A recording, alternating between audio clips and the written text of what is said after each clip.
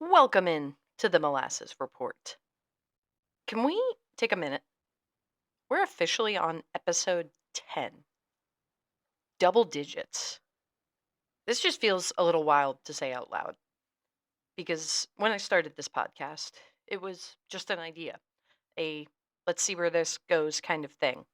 No perfect plan, no polished roadmap, just some stories, some thoughts, some messy truths, and some conversations I replayed in my head about a million times. Somehow, though, here we are, 10 episodes in, 10 conversations, 10 moments of honesty, chaos, humor, and probably a few things I should have kept in my drafts folder. If you've listened from the start, thank you. If this is your first episode, you picked a great place to start. I mean, episode 10 feels like a checkpoint, a breath, a look back, and a look forward. So, welcome back in to the Molasses Report. I'm your host, Cassie McPhail. You ever have one of those nights where you just need comfort? Like, not just any kind of comfort, but full on nostalgic, cozy, I'm allowed to feel all the things comfort. That was me the other night, sitting on my couch, blanket wrapped around me like a burrito, and I popped on Dawson's Creek. Yes, Dawson's Creek. Now, I know some people might roll their eyes at this. A teen drama full of teen angst, love triangles, endless monologues. But here's the thing, there's something about the small town streets, the lake, the coffee shop hangouts, Pacey's Boston accent that just feels like home. It's like someone handed me a soft, warm sweater for my brain.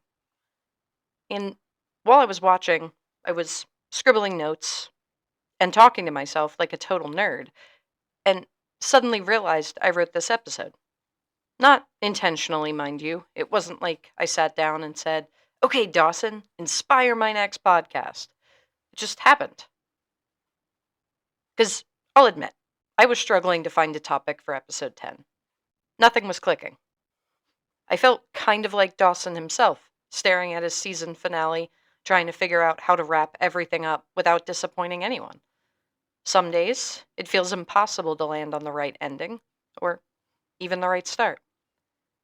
But watching him fumble, overthink, and wrestle with his story reminded me it's okay to take your time. Even if it doesn't come out perfect, it'll come out. I love how comfort shows do that. There's a sense of predictability, like you already know the beats, the ups, the downs, but there's this weirdly perfect freedom because your brain feels safe enough to wander. You start thinking, what if I talked about that moment in friendships? Or about how time changes people? Or how we all grow but still need a safe place to land? Suddenly, your podcast episode writes itself, almost like the show is co writing with you. Your life can be mapped out by the friends who helped you walk through it. Not all at once, not all forever, but in chapters. Some people know the earliest version of you. Some meet you mid becoming. Some haven't met you yet, but they're already a part of your story. This episode is about friends. Not just the ones you talk to every day, but all of them. The ones you grew up with, the ones you drifted from, the ones who stayed, the ones you still haven't met. There are friends who knew you before you had a language for who you were. They remember your house, your room, your stuffed animal's name, your parents. They remember the awkward phases, the braces, the scraped knees, the sunburns, the first time you attempted makeup. They remember your earliest habits. In fact, you probably still remember their phone number.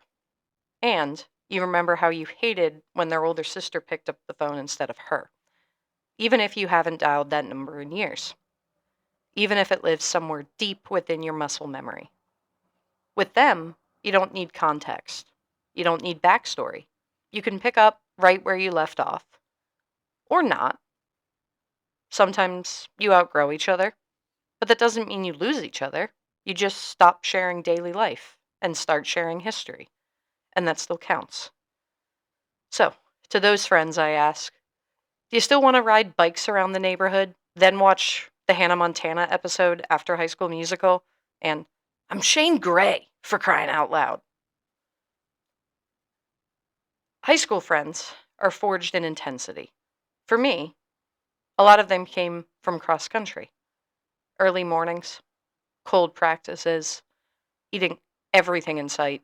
I mean, the amount of pancakes my dad would make after some of those practices could have fed a small country. But that shared suffering somehow turned into closeness. There's something about trauma bonding over miles you didn't ask to run. Everything felt urgent back then. Everything felt permanent. You bonded over proximity, drama, shared schedules, shared survival. Who liked who had what teacher, which teacher gave too much homework, how hard that math homework was, and how the Friday night football game looked. Some of those friendships last. Some fade as life widens.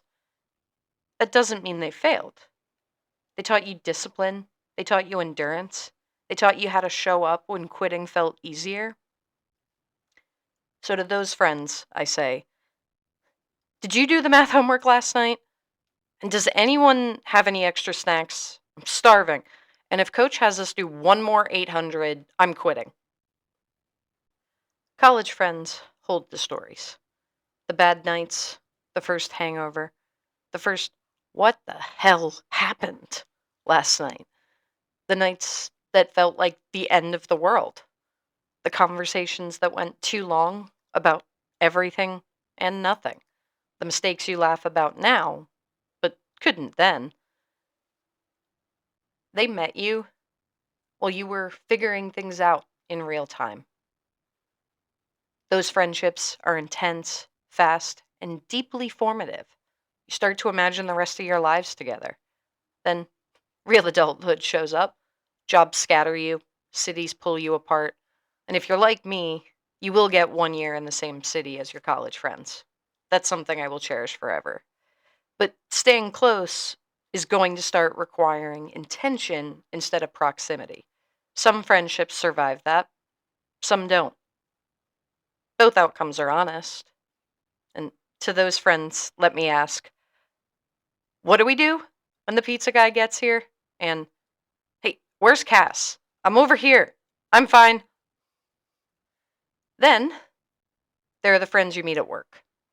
The happy hours, the quick check ins when something feels off, the shared look across a meeting that says, are you seeing this too? And the group chats. Every workplace has one, usually named something overly optimistic, like happy hour crew, work besties. I mean, I'll protect the current group chat name for everyone's sake. But they're full of plans that feel very real at 3:47 p.m. But somehow they never make it out of the group chat. Let's do a weekend trip. We have to celebrate this. 3 thumbs up, 1 fire emoji, and then nothing. But there's still something real there. You sit next to each other every day. You vent, you celebrate, you yell. You push each other almost like siblings saying, I don't have time for this. Well, the others seem to be goofing off. Seriously, there's always one person who needs to lock in, and the others can goof off. You all survive deadlines together, and quietly, you wonder if one of us leaves, will this still exist? Sometimes it doesn't, sometimes it does. Currently, I really hope it does. Sometimes it turns into one of the strongest friendships you have. Maybe it's the trauma bonding, but you don't know that at the start. And that uncertainty can feel strange, but it's also hopeful. So, to those friends, I say, hey, can I have the brain cell? I need it. And listen, hand me a taser. And to those guys, I don't think I can watch Home Alone in the same way. Then there are your parents' friends, or even the parents of your friends, the ones who watched you grow up, who asked about school, who showed up at holidays. Somewhere along the way, they sort of became yours too. They offer perspective, they remind you that life is long, that not everything needs to be figured out immediately. They're steady, observant, and rooted. And to those friends, I say, thank you for the advice. Thank you for letting me stay at your house every weekend and for being super nice to a super annoying kid. And finally, the friends you haven't met yet, the ones who will know a future version of you, the ones who will meet you after certain heartbreaks, after certain wins, after certain lessons.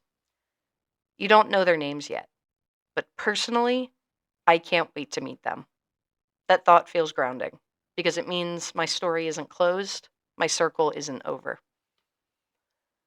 But there is a quiet grief in outgrowing people, not because anything went wrong, but because something changed.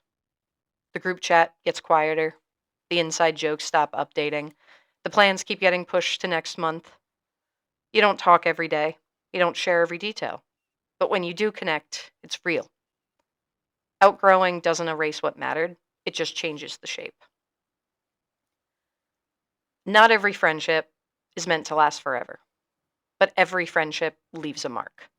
They shape how you trust, how you listen, how you show up.